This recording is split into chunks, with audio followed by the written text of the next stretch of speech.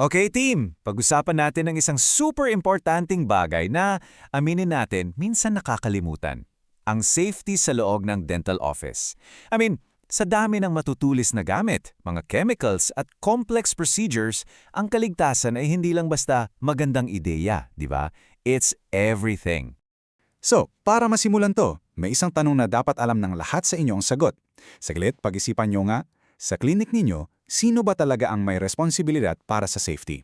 Yung may-ari? Yung office manager? Sino? Ang sagot? Ito na, lahat tayo. Yep, tama ang narinig nyo. Ang kaligtasan, pare ang team sport. Hindi pwedeng iasa sa iisang tao lang, trabaho yan ng bawat isa sa atin. At para mas malinaw yan, ito ang mga dadaanan natin ngayon. Unahin natin kung bakit trabaho ng lahat ang safety, titingnan natin yung tamang team structure, alamin natin ang mga karapatan nyo, tapos magiging practical tayo with daily checks at syempre, ang emergency plan.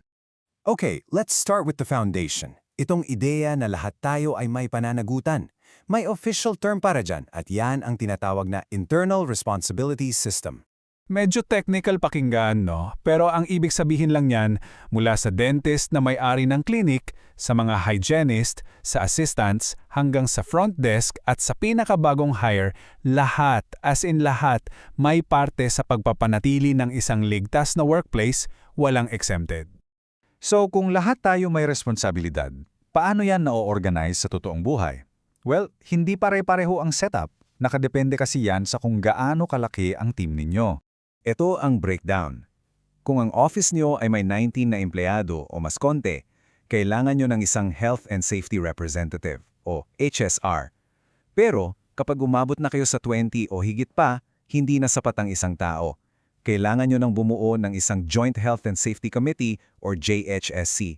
At sa committee na yan, may members mula sa workers at may members din from management. At ito ang napaka-critical na detail, lalo na para sa mga HSR. Dapat ang HSR ay isang worker, hindi isang manager. Bakit? Simple lang, para walang conflict of interest. Para malaya siyang mag-raise ng concerns at maging tunay na boses ng mga katrabaho niya nang hindi siya napipressure o natatakot sa management. Ngayon, pag-usapan natin ang isang bagay na nagbibigay kapangyarihan sa bawat empleyado. Tandaan niyo to may 3 kayong basic safety rights. At hindi to basta suggestions lang batas to. Ito na sila, ang Big 3 ng safety. Una, may karapatan kang malaman or right to know kung ano ang mga panig sa trabaho. Pangalawa, may karapatan kang makilahok or right to participate sa paggawa ng safe na environment. At pangatlo, ang pinaka-importante, may karapatan kang tumanggi or right to refuse kung sa tingin mo delikado ang pinapagawa sa'yo. Simple pero sobrang powerful niyan.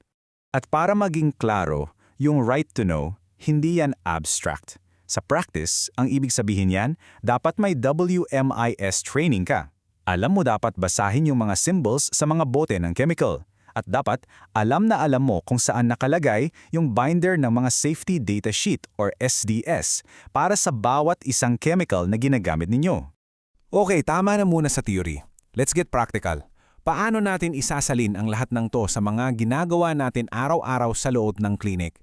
Unahin na natin to, ang eye wash station.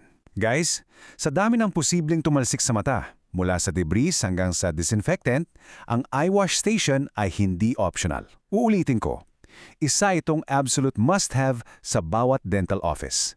Period. So gaano kabilis mo yan dapat mapuntahan kung may emergency? 10 segundo. You have a 10-second window, maximum. Ibig sabihin, dapat wala talagang nakaharang dyan. Walang upuhan, walang box, walang trolley. Dapat clear ang daan palagi. Okay, so nakarating ka na in under 10 seconds. Ngayon, gaano katagal mo dapat i-flush yung mata mo?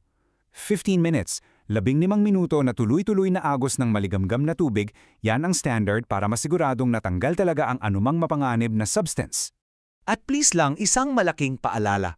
Yung maliliit na bote ng eye wash na parang personal size, hindi po yan sapat. Hindi yan ang legal na kapalit ng isang totoong plumbed-in station dahil imposible ang makapagbigay ng 15 minutes na continuous flow. Okay, sunod naman. Fire extinguishers. Kahit sino pwedeng gawin to. It's called the 2-second check. Una, sulyapan mo yung gauge. Yung karayom, dapat nasa green zone. Kung wala, pampabigat lang yan. Pangalawa, tingnan mo yung handle. Dapat nandun pa yung pin. Kung nawawala yung pin, baka nagamit na yan or may depekto. Alright, so we're doing our daily checks. Pero, what if a real emergency happens? yung mas malaki. Dito napapasok ang kahalagaan ng pagkakaroon ng isang solidong emergency plan. Hindi sapat yung may equipment ka. Dapat alam nyo rin kung anong gagawin. At isa sa mga pinaka-epektibong paraan para mag-communicate ng hindi nagkakagulo ang mga pasyente ay ang paggamit ng codes. Kasi kung sisigaw ka ng sunog, alam mo na, panic yan. Pero kung kalmada mong sasabihin sa intercom, Code Red, Operatory 2, alam na agad ng buong team kung anong nangyayari at kung saan. Pag narinig nyo naman ang Code Green, isa lang ang ibig sabihin yan, evacuate, labas ng lahat. At speaking of evacuation, hindi pwedeng nakasulat lang sa papel yung plano nyo. Kailangan yan ng practice. Kailangan may drills. At dapat may napagkasunduan kayong designated meeting spot. Isang lugar na at least 20 feet ang layo mula sa building. Bakit? Para safe kayo at para hindi kayo sagabal sa mga re-responding bombero. Kasi sa huli, ang safety ay hindi isang one-time project. It's a continuous cycle. Lagi kang nag-a-assess ng mga panganib, gumagawa ka ng plano, ginagawa mo yung plano, tapos tinatanong mo, gumana ba? At pagkatapos, uulitin mo lang yung buong proseso. It never stops. And I think this sums it all up perfectly. Kahit gaano kaganda ang safety manual nyo, papel lang yan. Ang mga tao, kayo. Kayo ang nagiging dahilan para maging totoo yan. Kayo ang nagiging mata, tenga at boses ng safety sa opisina.